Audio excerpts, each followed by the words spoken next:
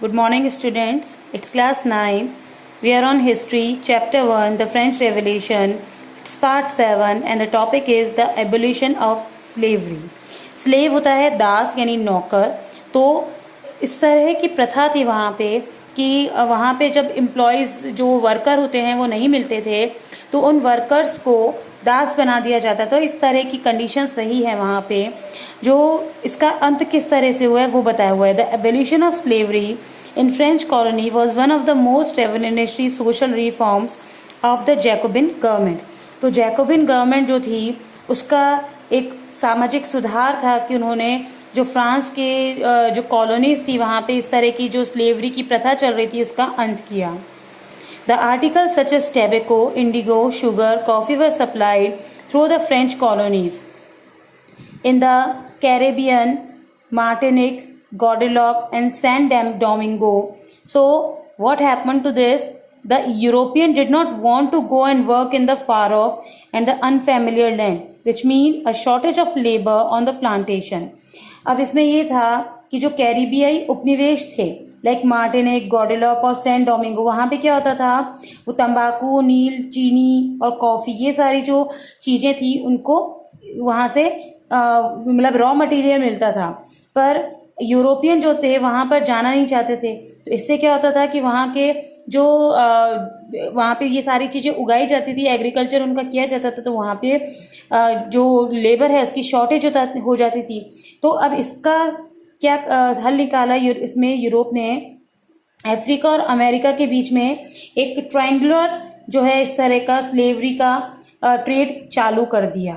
तो इससे क्या हुआ कि वहाँ से ये जो इसके अफ्रीका और अमेरिका के देशों से ये लोग क्या लेके आने लगे, स्लेव लेके आने लगे. तो इस तरह की जो स्लेवरी थी ये जो है एंड करने की इसके लिए एफर्ट किसने किया, जैकोबिन गवर्नमेंट ने किया.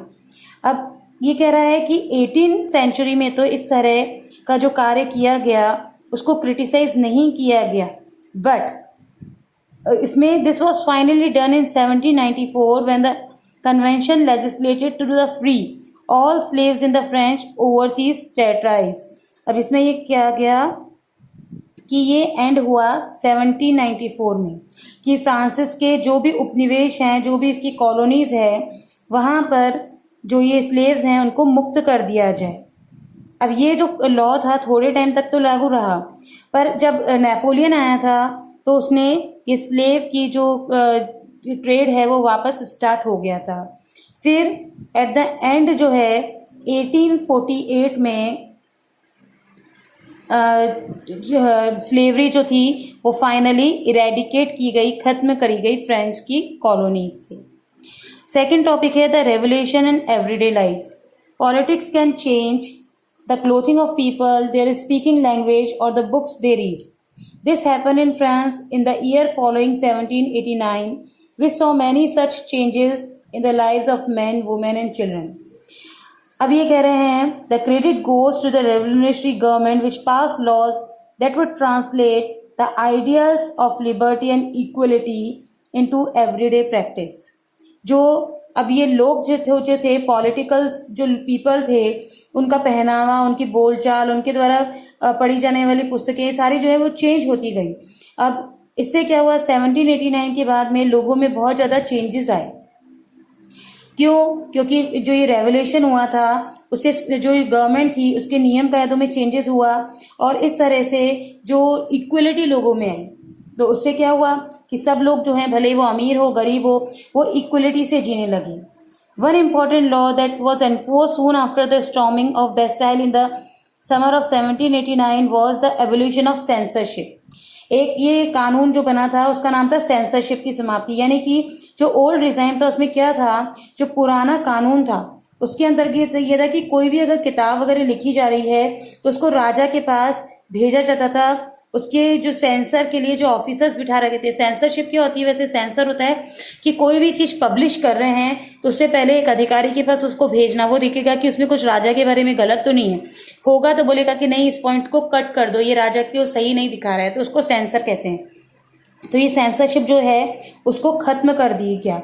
अब जब खत्म कर दिया तो लोग जो हैं अपने थॉट्स बताने के लिए फ्री हो गए. They can announce freedom of speech and expression to the natural right. ये उनका नेचुरल राइट हो गया कि वो अपनी इच्छा, अपनी चीजें बताने के लिए क्या हो गए, फ्री हो गए। उसके अलावा क्या हुआ, urban France were flooded by newspaper, pamphlets, books and printed pictures and these traveled rapidly into the countryside. The events and changes that took place in France was discussed and described through these prints. Freedom of the press also allowed the expression of contrasting views of the events.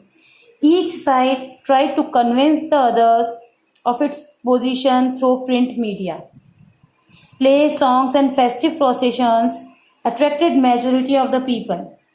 So, अब ये हुआ कि अपनी कोई भी चीज़ें, जिस तरह के आजकल के न्यूज़पेपर्स या न्यूज़ मीडिया हम देखते हैं कि कॉन्ट्राडिक्टरी है, एक दूसरे से मतभेद रहते हुए, तो वो चीज़ भी वो बता रहे हैं। तो एक तरह से कि वो फ्री हो गए कि वो भले वो पॉलिटिक्स से रिलेटेड हो या सोशल से रिलेटेड हो, जो न्यूज़पेपर्स वगैरह जो थे वो अपने अकॉर्डिंग न्यूज़ दिखा सकते थे। एट द एंड ये हुआ। So that's all for the day. Thank you.